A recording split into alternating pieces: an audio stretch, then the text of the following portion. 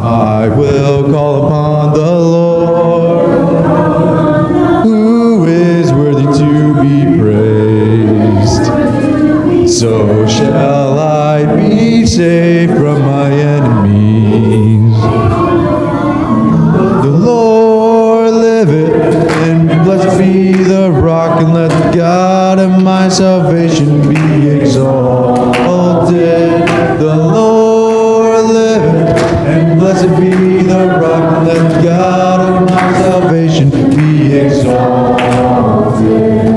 I will call upon the Lord, who is worthy to be praised. So shall I be saved from my enemies. The Lord liveth, and blessed be the rock, and let the God of my salvation be exalted. The Lord liveth, and blessed be the rock, and let the God of my salvation be exalted. I will call upon the Lord.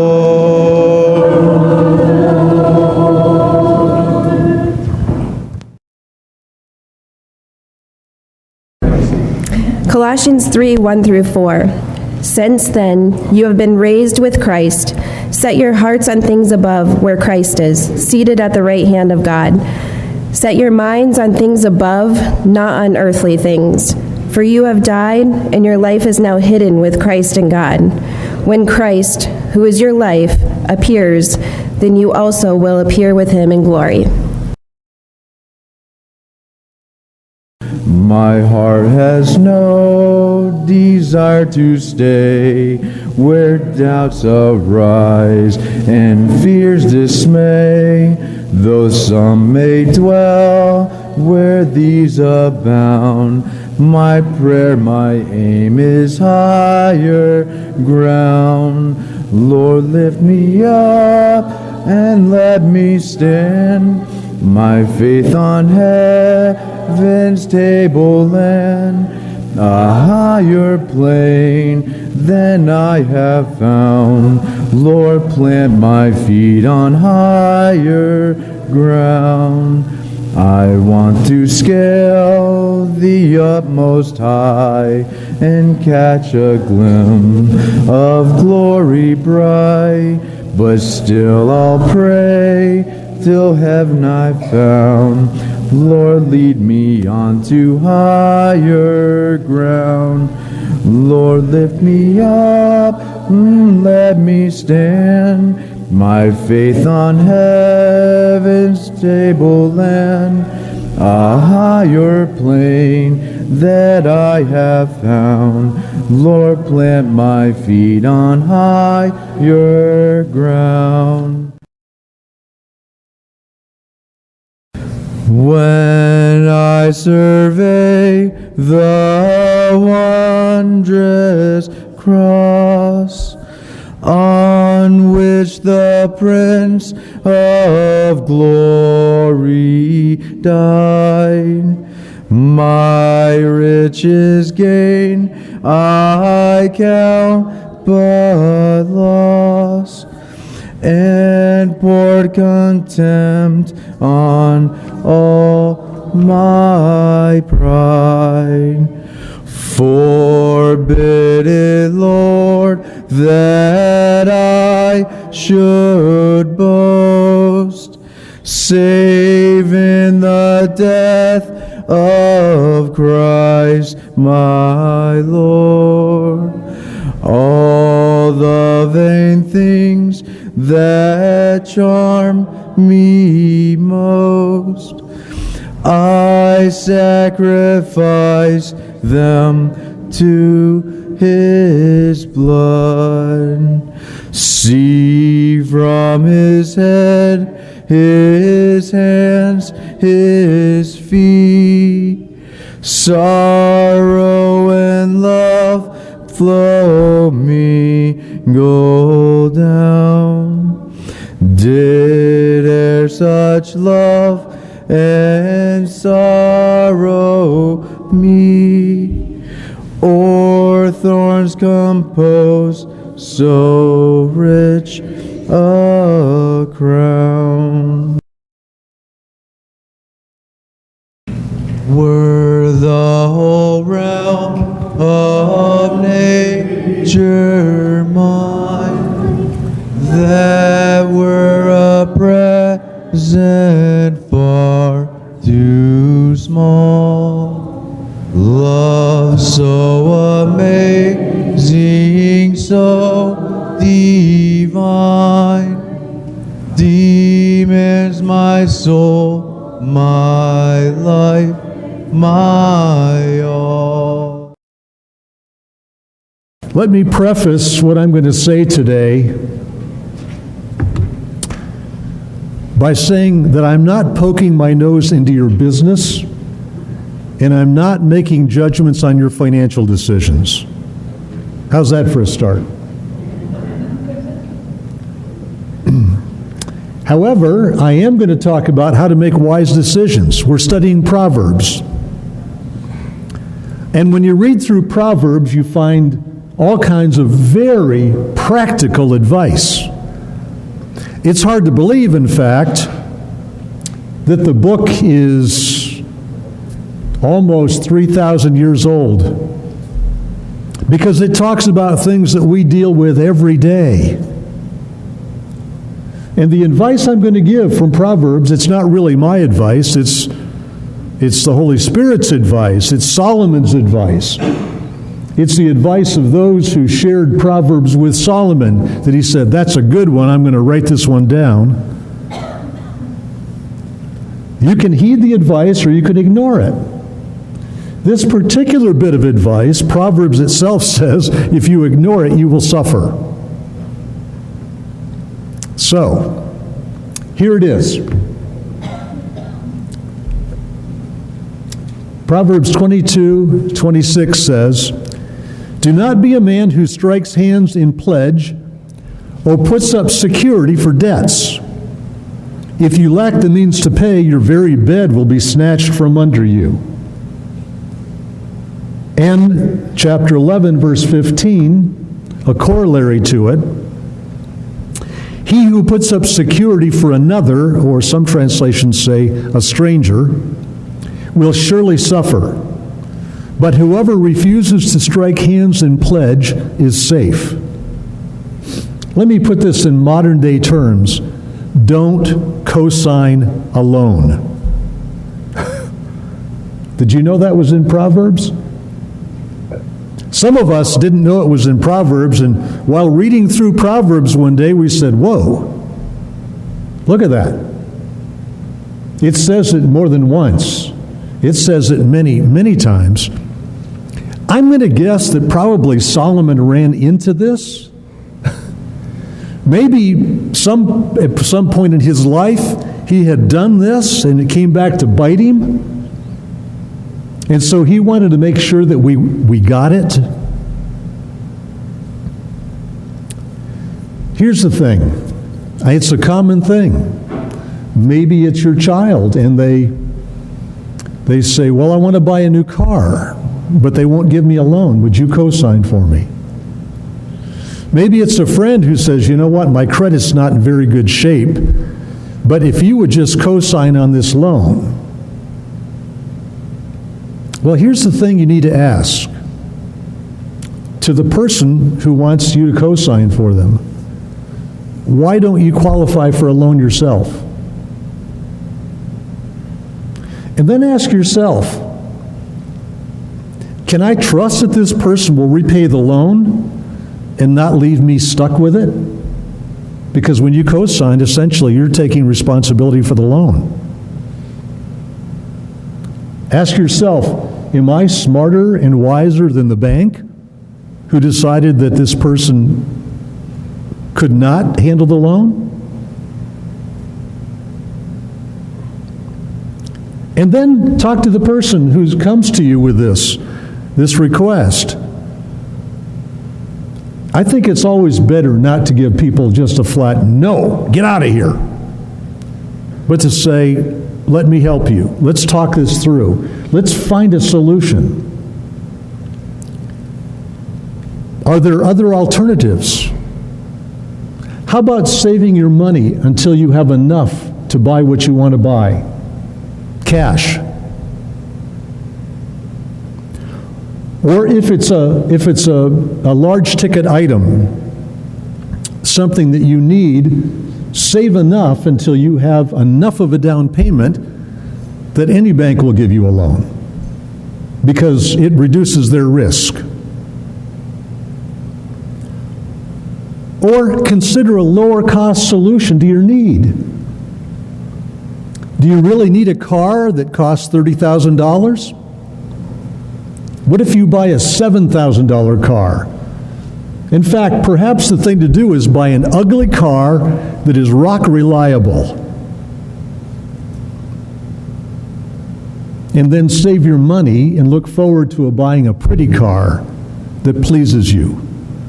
Remember I told you about my red Volkswagen Jetta last week?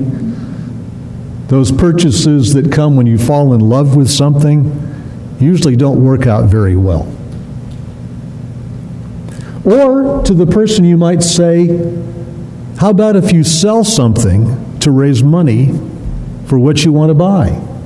Liquidate some of your assets instead of going into debt for it. If you do decide to co-sign, realize that you will probably end up paying off the debt yourself. And that's what Solomon is warning us about. And so you have to ask the question, can I afford this debt? Am I willing to pay this debt?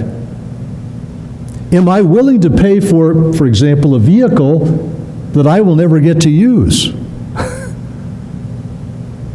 Because I get stuck with the payment. And maybe an even more important question, how will it affect my relationship with this person?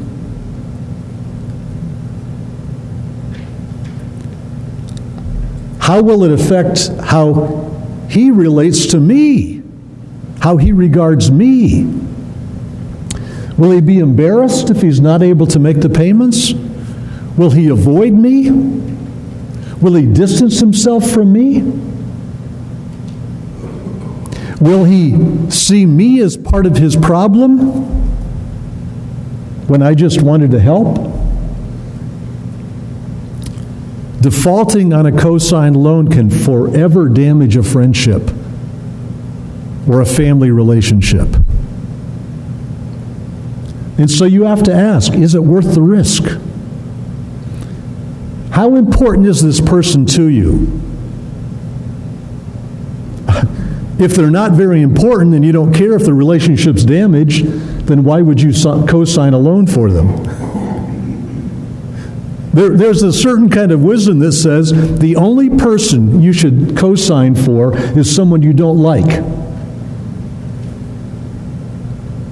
Therefore, if you end up with a spoiled relationship with them because they don't pay the loan off, you didn't lose anything, except the money you have to pay out. If someone has damaged their credit rating and can't get a loan, then you might be interfering with God's process of disciplining them.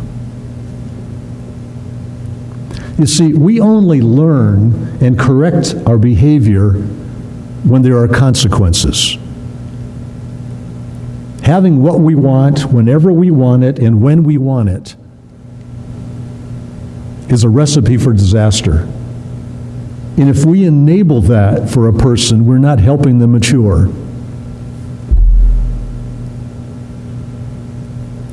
Proverbs has wisdom about debt in general. And there's a foundational principle that is stated in Proverbs 22. It says, "The rich rule over the poor, and the borrower is servant or slave to the lender." Think about that.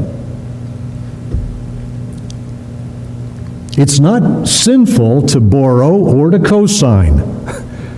That's not what Proverbs says. It's just something you have to take seriously and think it through. But you need to know how it works and how debt works.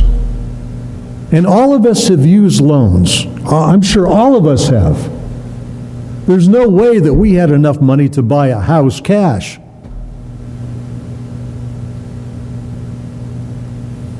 But you need to know how it works. When you make that commitment to sign loan papers, you're no longer in control of your future. Somebody else has control of your finances. In fact, the terms of many bank loans include the provision that if the bank decides to call in the loan, they can, whether you're prepared to pay it off or not. That rarely ever happens. But if a bank goes into distress, they have the right to call in some of their loans. How would you like to be in debt $50,000, $60,000, $70,000 and have the bank say, we need our money back? That'd be a problem, wouldn't it? The fact of it is, when you make that kind of commitment, you are placing someone else in the master position of your life. As long as you understand that and are prepared to do that and willing to do that, you can do that, but make sure you know how it works. We're so used to having easy credit, and credit cards are the easiest ones to have, but every time you use that credit card, if you're not able to pay that bill when it comes in full, you've become a slave to the bank that holds that card. And that slavery can be oppressive. I've told some of you before about our early experience. When Brenda and I got married, we lived for 2 years without borrowing a cent. We lived within our means, very simply. And then I was going to go to school, and we had to buy a car. A reliable car, a station wagon, because we were going to be foster parents. And so we found a good used car and went to the bank to get a loan, and they wouldn't give us a loan. They said, you don't have any credit history. We said, wait a minute. We have a history of living within our means. Isn't that better? They said, no. They finally said, okay, we will give you a loan, but it's going to be a 3 times higher interest rate than if you had a credit history, because we were greater risk. They had no idea if we would be able to pay it back or not. They looked at our income, they could see by that. They had no idea if we were the kind of people who would pay back a loan. We thought that was so unjust. Right out of the start, I came to the conclusion that there's some nonsense going on here. We got the loan, we bought the station wagon, we paid it off, but I've never forgotten that.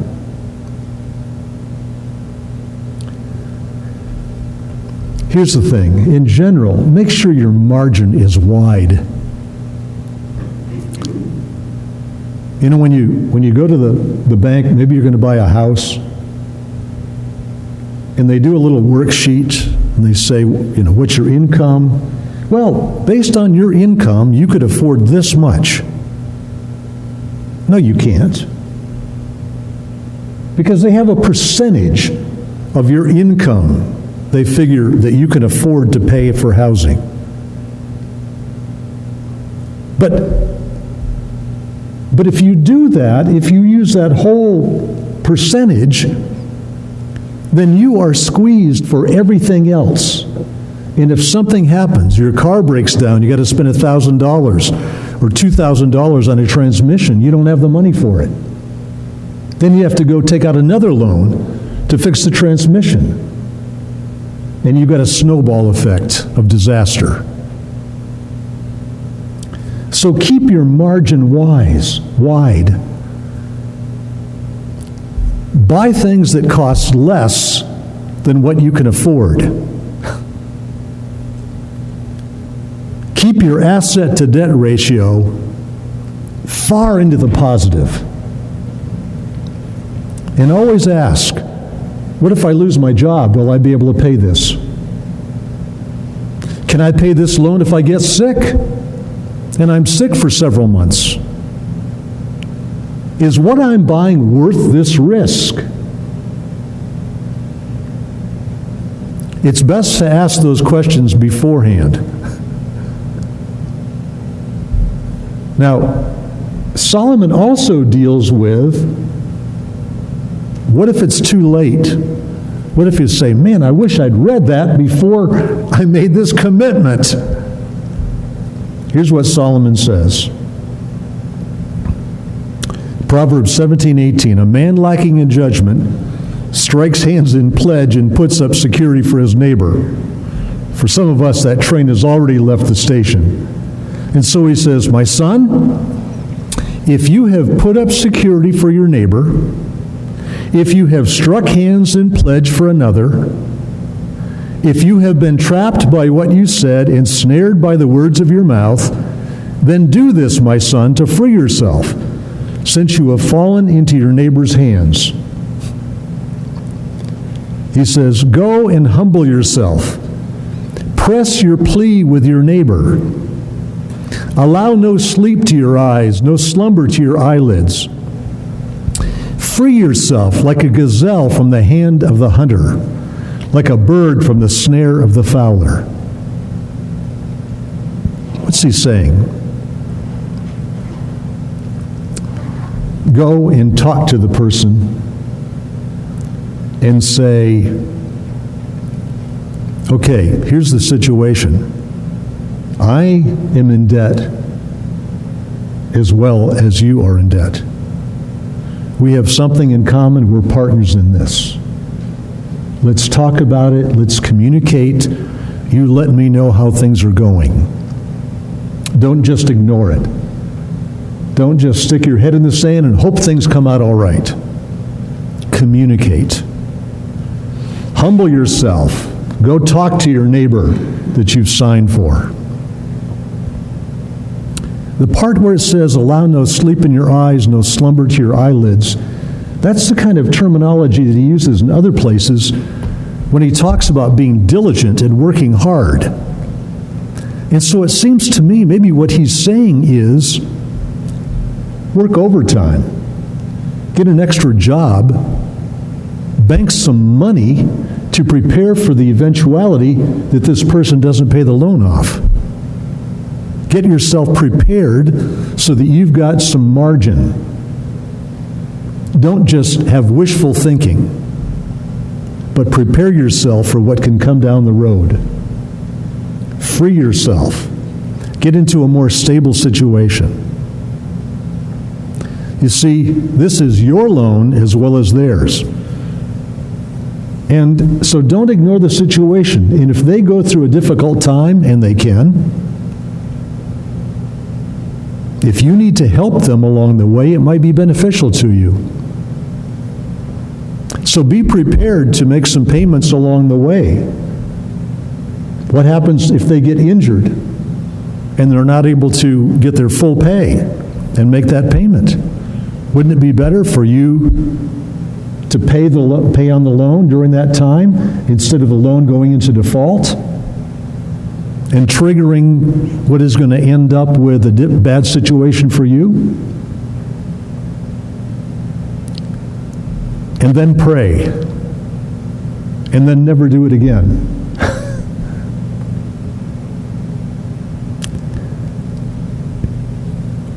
You know what? When I think about who Solomon was, his situation in life, it seems like, well, my goodness, Solomon had unlimited wealth. I mean, he didn't have to worry about these things. Obviously, he did. And he starts out the book of Proverbs by laying out the value of wisdom. And at times, Proverbs sounds like a personal letter to his son, giving him life advice. My guess is that Solomon had faced these situations, these broken relationships, from getting into a difficult situation. And so he wanted to pass this wisdom on. So many of us have said, learn from my mistakes. There's some things I've learned in life that I don't want to repeat, and I urge you not to repeat them. We can be a good example for people. We can also be humble and say, look, here's some places I made mistakes. Just let me lay them out so you know not to fall into those traps as well.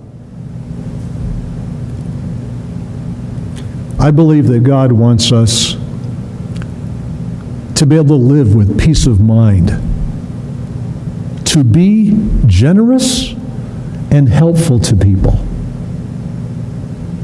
but not to be deluded in thinking that a quick solution is the best solution to help. As I talked about earlier, it's best to sit down and say, let's talk about your situation. Let's talk about other solutions to this.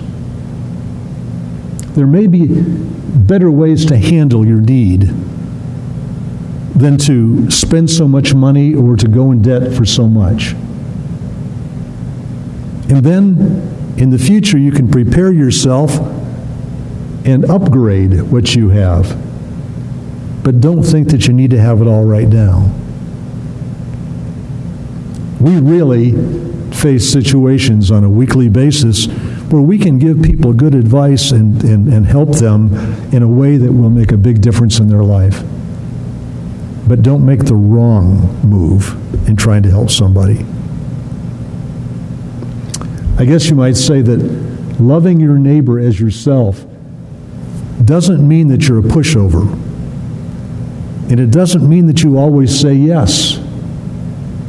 Sometimes a firm no, that would not be best, is the best way to love your neighbor.